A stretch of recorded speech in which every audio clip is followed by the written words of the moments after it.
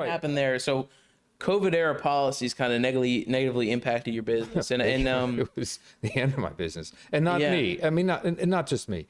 All right, so on March 18th of 2020, yes, then Governor Wolf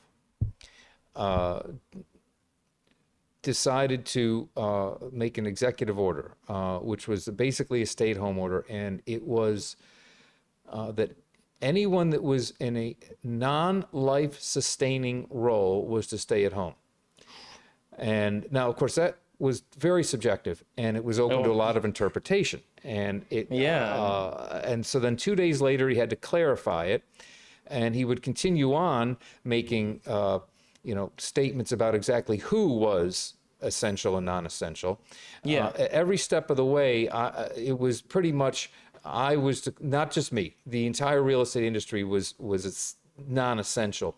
So I was expecting guidelines from industry leaders that would say, this is what we should do. And I was hoping for some industry leaders, and I won't name names on this, that would say, no, all of our professionals in this industry are essential, as are all of creation people, right? So nobody was sticking up for you there? No, nobody was sticking up for anybody during that time. Again, it was the fear campaign. They were spreading fear on purpose. And so what eventually came out was that if you were, real estate agents were supposed to put a lockbox on a property that they managed or owned or listed, and essentially just let people go in. At the time, I had spent a lot of money renovating a property that I was not going to just let anybody go in. I had some very expensive fixtures installed there, and I was going for an above market rent. I was going to be a little bit aggressive with it, so I needed to market it. It's like in Rittenhouse, right? Yeah, one of them was, and one of them was actually in Westchester, which is a lovely college town about 20 miles west of here. Yes. And this was in the fancy part of Westchester. There were several properties where this happened to me. Okay, it wasn't just one or the other. They caught me at one. But so then the governor, in a speech he made, it was the next week after that. So I guess it was the week of the 21st or so. He basically started outlining what the state was going to do to prevent people from working, and it just stunk of agitprop, it was just classic. If you took a bad science fiction movie script, you couldn't have come up with language like this. What was the language? I mean, I wish I could remember, and I should have looked it up before you were here today. like what it was like. Social distancing or just stuff that just was... Well, it was stay-at-home orders. Now, what was determined sometime that next week was that the city was going to be able to put its own restrictions on top of the state restrictions. So we have all of the Harrisburg level stuff, right? So that was your professional licensing and all that. But then the city was able to put on their own orders. Now, at that time, the health commissioner was Tom Farley. Tom Farley was pressured to resign by the Kennedy administration because of a very contrived situation with some evidence from 40 years ago. Okay, it didn't seem natural. And installed in his place was Cheryl Bettigol. Cheryl Bettigol has become the ire of every bit of anger I could ever muster. Yes. So Cheryl Bettigol was the one that came up with the, I'll just say, convoluted, mask wearing routine. Mask should never be a verb or a gerund or a verbal in any way.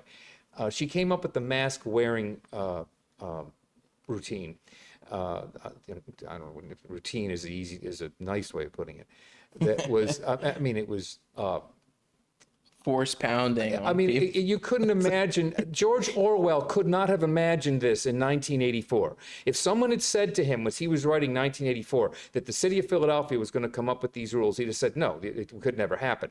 Okay. Yeah, because he was like, I think a lot of people kind of look at him and each side can interpret their own kind of vision of what he created. But at the end of the day, I think he was more of a classical liberal, but he does call himself a sort of democratic socialist. But I think he, You mean Orwell himself? yeah, I think he was great. I think he was. Okay, Orwell was absolutely a socialist, and he was born in Calcutta, and his father was a bigwig in Calcutta, and he understood. Here's what it is. He believed that socialism in some way could work, but he also understood the dangers of it. And he understood the dangers of it so bad that he wanted to be critical of it. He understood what was happening at the Russian Revolution. He wasn't like a go hard or go home type of socialist that just want to eradicate all forms of religion. You know what he respected, and this is what made Orwell so great? He respected language and the beauty of English language. And he understood the language of Shakespeare is the beauty in itself. Yes. And when they start to change language is when that's in the book. Yes. It's why I say, people say to me, what do you know, I call it the personnel department. I mean, I will not change our language.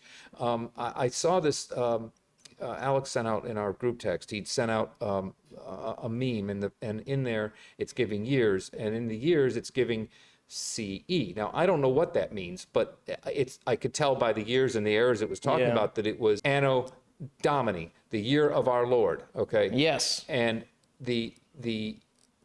that's what AD is, right? CE is something else. And I can tell right away by somebody that would use that abbreviation, they're speaking newspeak and they have an agenda. Yeah. No, there's a form of like sort of moderate, democratic socialists that I can respect throughout history and aren't a pain in the ass. You know what I mean? Sure. And he was one of those that I really enjoy everything he's done. Even though I was, sort of forced to read it in school, I was glad I was forced to read it because it was great. Like Animal Farm's classic, Both of those are truly part of the great American literature at this point, and not just because it's not. He does. His character development isn't huge and in depth. Yes.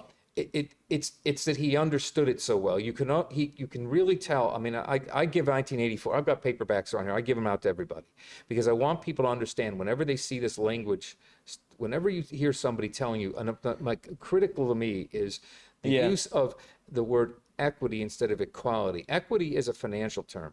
Okay. Owner's equity, right? In the accounting equation. Okay. Equality is what we need. Equality is what matters. Equity is not, we can't all be equal. People are not equal. Okay? That's a myth, and that kind of goes back to egalitarianism and the whole kind of thing around there. But there, right. And I won't use that word on purpose because I don't. It is equity. You don't use the word equity. No, I won't. Only in a financial term, which is what you say in accounting, right? Owner's equity. Yes. So what is it? Assets plus liabilities equals owner's equity.